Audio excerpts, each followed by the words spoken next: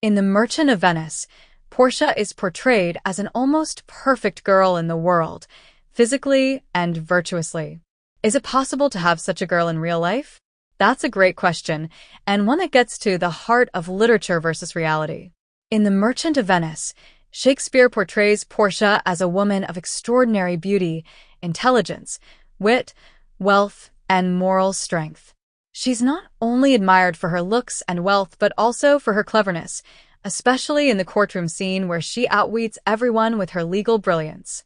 In many ways, she represents an idealized version of womanhood in the Renaissance context, someone who is virtuous, loyal, and wise, yet still obedient and fitting within the social norms of her time. So, is it possible to have a girl like Portia in real life? Yes and no. Why yes? People can be brilliant and kind. Real people can be highly intelligent, morally grounded, articulate, and even beautiful. Balanced individuals exist. There are people who, like Portia, show great wisdom, generosity, and courage in difficult situations. Ideal traits are inspired by reality. Shakespeare didn't invent qualities like loyalty, intelligence, or compassion. He heightened and combined them. People who share these traits do exist. Why no? She's idealized. Portia is a fictional construct shaped by dramatic needs. In real life, even the most remarkable people have flaws, insecurities, or contradictions. Her perfection serves a purpose. In the play, her near-perfection acts as a contrast to the flaws in others and elevates the drama. In real life, nobody is without weakness or error. People are more complex. Real people are shaped by circumstances, emotions, and relationships in unpredictable ways. Portia's perfection is stable and unwavering, which is rare in human experience. Conclusion. So while no real person is likely to be exactly like Portia in every way, there are people who embody many of her qualities, though always with their own human imperfections. Rather than looking for someone who is perfect, it might be more meaningful to appreciate the unique strengths and virtues real people have, even alongside their flaws. So, is it more likely to have girls like Daisy in The Great Gatsby? Or, it also goes too far? Excellent follow-up. Daisy Buchanan from The Great Gatsby is actually much more grounded in reality than Portia, though she too is shaped by literary exaggeration. Let's unpack that. Why Daisy is more realistic. Flawed and complex, Daisy is not idealized like Portia. She's charming, but also shallow, indecisive, and deeply influenced by wealth and status. These are very human traits. Motivated by fear and comfort, her decision to stay with Tom instead of going with Gatsby is driven by fear of change and desire for stability. That kind of emotional conflict is very common in real life. Victim of her time and privilege, she's trapped by her social expectations and uses charm to navigate a world that gives her little agency, something that reflects the real dilemmas many women faced within certain societal structures. She's emotionally evasive. Daisy avoids confrontation, hides behind beautiful words, and lets others face the consequences of her choices, traits we can definitely find in real people. Why Daisy still isn't entirely normal. Stylized through Gatsby's eyes. Much of what we know about Daisy is filtered through Gatsby's romantic obsession and Nick's conflicted admiration. She's a symbol as much as she is a character. Overloaded with symbolism, Fitzgerald uses Daisy to represent the American dream's hollowness and the seductive illusion of wealth and beauty. That gives her an almost mythic quality at times. So, Portia versus Daisy. In light of idealism, as for intelligence and agency, Portia is strong and clever. Daisy is emotionally passive. In light of moral strength, Portia is high and Daisy is questionable. As for real-life counterpart, Portia is less likely to be found and Daisy is more likely. Final thought. It is much more likely to meet a Daisy in real life than a Portia. Daisy reflects real emotional struggles, moral ambiguity, and the effects of privilege and fear. You might not like her choices, but you can believe in them. Portia, on the other hand, is more of a dramatic ideal, a kind of fantasy of perfection. In sooth I know not why I am so sad. Truly, I don't know why I'm sad. It wearies me. You say it wearies you. It tires me out, and you say it's wearing you out too. But how I caught it, found it, or came by it, what stuff 'tis made of, whereof it is born, I am to learn. I don't know how this sadness started, where it came from, or what it's made of. I still have to figure that out. And such a want-wit sadness makes of me that I have much ado to know myself. This foolish, confusing sadness is making me feel so unlike myself that I barely know who I am anymore. Interpretation.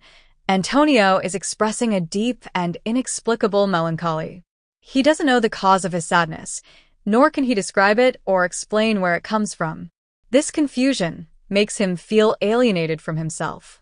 It sets a tone of emotional uncertainty at the very beginning of the play, and some critics see it as symbolic of larger themes, such as identity, loss, or even the emptiness of material wealth.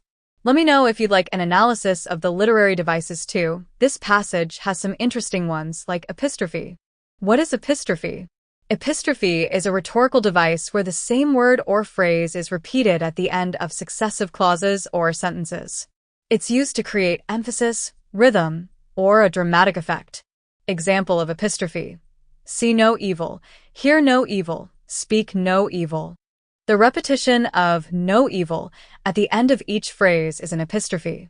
In the passage from The Merchant of Venice, but how I caught it, found it, or came by it. Here, the repetition of it at the end of each clause is a subtle use of epistrophe.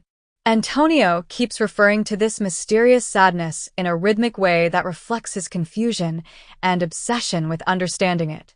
Would you like a comparison with another rhetorical device like anaphora? Is melancholy a common symptom in Renaissance period? Is it natural?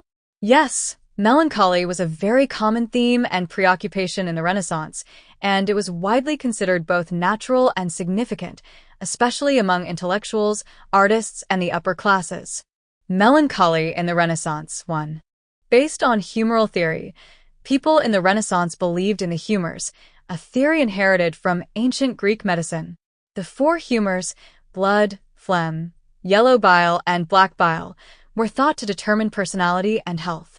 Melancholy was associated with an excess of black bile, and it was linked to traits like sadness, introspection, and creativity. 2.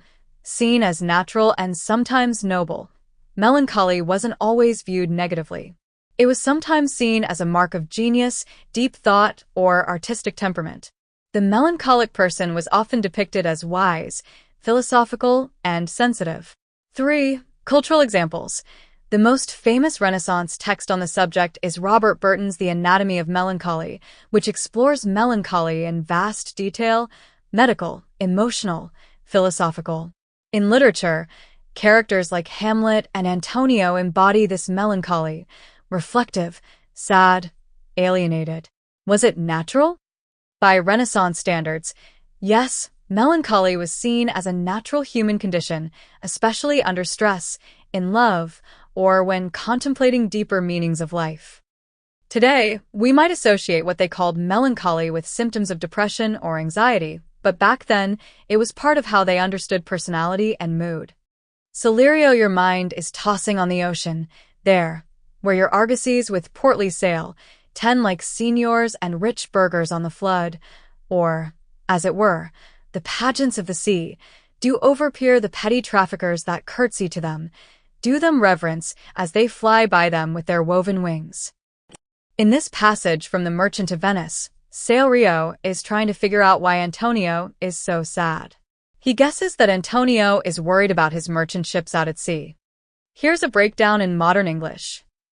Your mind is tossing on the ocean, your thoughts are out at sea, like your ships on the waves.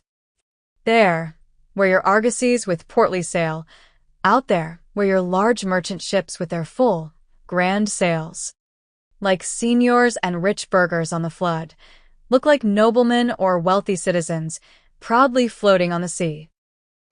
Or, as it were, the pageants of the sea, or like floating parades or grand sea pageants.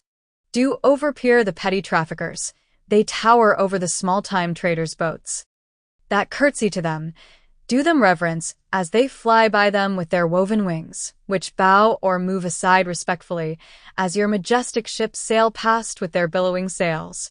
Interpretation. Sailrio imagines that Antonio's sadness might come from anxiety about his wealthy trading ships being in danger at sea. He paints a grand and poetic image of Antonio's ships as powerful, elegant, and dominant, while the smaller boats show them respect, suggesting Antonio is a man of great status and influence in commerce. Believe me, sir, had I such venture forth, the better part of my affections would be with my hopes abroad. I should be still plucking the grass to know where sits the wind, peering in maps for ports and piers and roads. And every object that might make me fear misfortune to my ventures out of doubt would make me sad. Modern English. Believe me, sir, if I had investments like that out at sea, most of my emotions would be with those ships. I'd constantly be pulling up grass to check the wind's direction and studying maps to see where the ports and sea routes were. And anything that might suggest bad luck for my ships would definitely make me sad. Interpretation. Solenio is saying, if I were in your shoes, I'd be obsessed and worried sick too. He imagines himself nervously checking the wind, studying maps for any dangers or strategic information, seeing danger everywhere, making him anxious and sad. This reinforces the idea that Antonio's wealth is tied up in risky overseas trade, and it seems reasonable to assume his sadness might stem from fear of financial loss.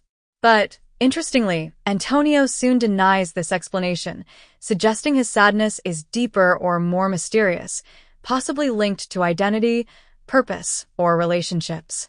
Here is a passage spoken by the Prince of Morocco in The Merchant of Venice.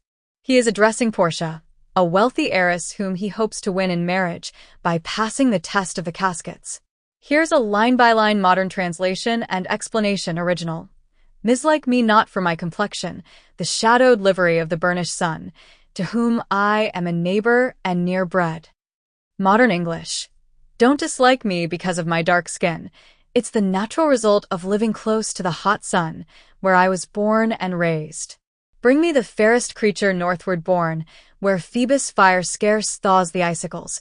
Find the fairest, most beautiful man born in the cold, northern lands, where the sun Phoebus barely melts the ice. And let us make incision for your love to prove whose blood is reddest, his or mine. And let us both cut our skin to prove our love for you, so you can see whose blood is redder, his or mine. I tell thee, lady, this aspect of mine hath feared the valiant. My appearance has intimidated even the bravest men. By my love, I swear the best-regarded virgins of our clime have loved it too. And I swear on my love for you, the most admired women in my homeland have also loved how I look. I would not change this hue, except to steal your thoughts, my gentle queen. I wouldn't change my skin color, unless it would help me win your heart, my noble lady. Interpretation. The Prince of Morocco is aware that his dark complexion might be judged by others, especially in a European context. Proud of his heritage, and asserts that he's strong, brave, and attractive, even admired back home. Willing to challenge any northern man to a test of worth, even one involving blood, to show he's just as passionate or worthy. Flattering Portia, but also defending his identity and asking not to be rejected based on appearance. Themes. Race and prejudice. This is one of Shakespeare's early explorations of how skin color affects perception and judgment. Honor and self-worth. Morocco asserts his nobility and masculinity, showing the global, multicultural context of Venice. Love as competition. He treats love like a trial of merit, strength, and passion.